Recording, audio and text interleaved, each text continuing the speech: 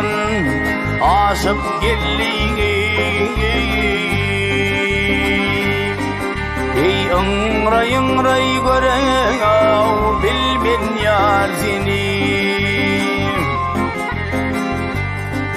Ey kolumdan kaçırdım tutabilmedim. Ey ıngray gören bilmen yar seni. Ey boy kızını.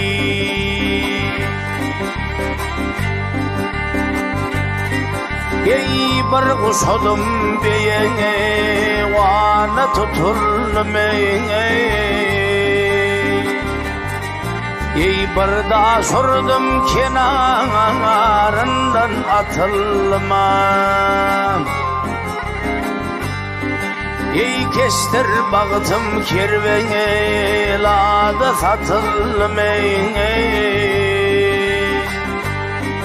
Ey ağlay gören bilmen yar seni.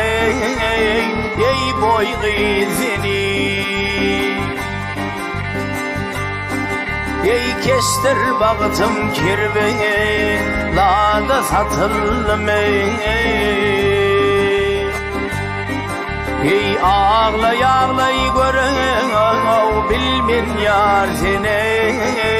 Ey boy kızını.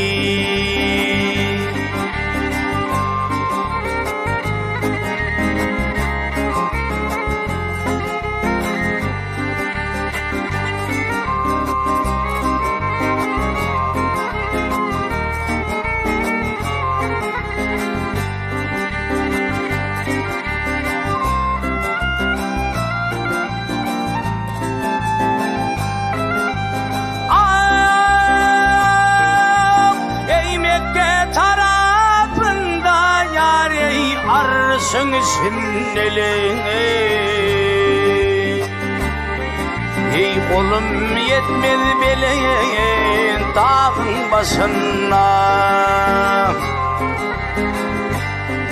Ey arslanın ağzına biline dişinneline. Ey gözley tapayın bilmen yar seni. Ey boy kızını. Ey aşık oğlan bir söz diğer şanın aleyne. Ey ahır kalım men garibin kanına.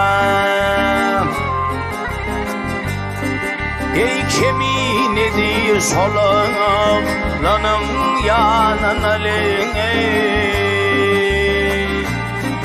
Ey gözley tapayın bilmen yar seni.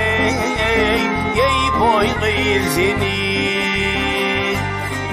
Ey kestir baktım kervene lada satılmay. Ey ağlay gören bilmen yar seni.